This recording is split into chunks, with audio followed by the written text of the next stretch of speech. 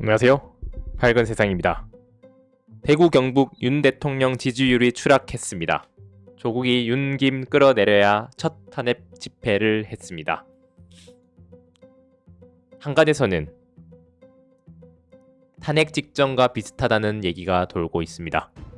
윤석열 대통령의 지지율이 박근혜 대통령 탄핵 직전과 비슷하다고 툭 무너지기 직전이라는 싸늘한 분석이 나오고야 말았습니다. 한동훈 대표 그리고 윤석열 대통령 공멸 가능성에 오세훈이 보수 정치 최후의 보루일까라는 칼럼도 나오고 있습니다. 이재명을 만났습니다. 박단 전공의 대표였던 지금은 비대위원장이었을까요? 바로 차기 대선 주자로서 이재명이 떠오르고 있습니다. 우리가 외교를 잘못해 북한을 완전한 친러 국가로 만들었다고 했습니다. 대구 경북에서도 윤석열 대통령이 지지율이 추락했습니다. 조국혁신당이 오늘 윤석열 대통령 탄핵을 구호로 내건 도심 집회를 처음 열고 본격 장애 여론전에 돌입했다고 했습니다. 제1야당인 더불어민주당도 다음 주 김건희 여사 규탄 대회를 열기로 했다고 했습니다. 윤석열을 탄핵하라.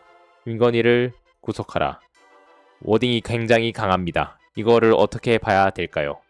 바로 원래 조국혁신당이 추구하던 가치가 드러나고 있는 것입니다. 이렇게 부끄러운 대통령 배우자가 있었습니까?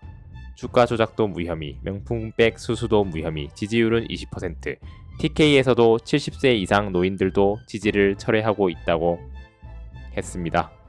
이에 따라 5, 60대 어르신들은 이제 국민들도 촛불을 들고 나아가야 한다. 이미 윤석열 지지율은 10%대 식물 대통령인데 아직 정신 못 차리고 부인 지키는 데만 정신이 팔려 있다고 했습니다. 응원합니다 라고 하고야 말았습니다.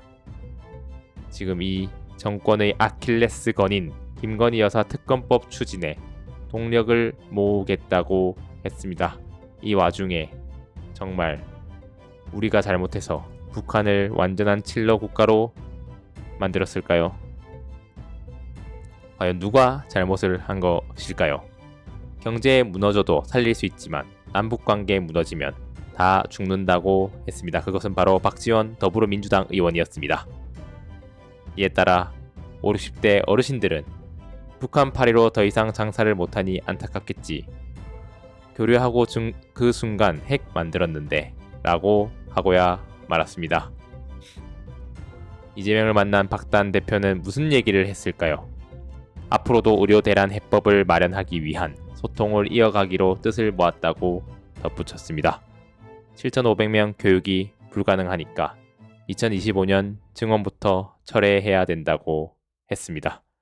여러분들의 의견은 어떠하신가요? 댓글로 남겨주세요.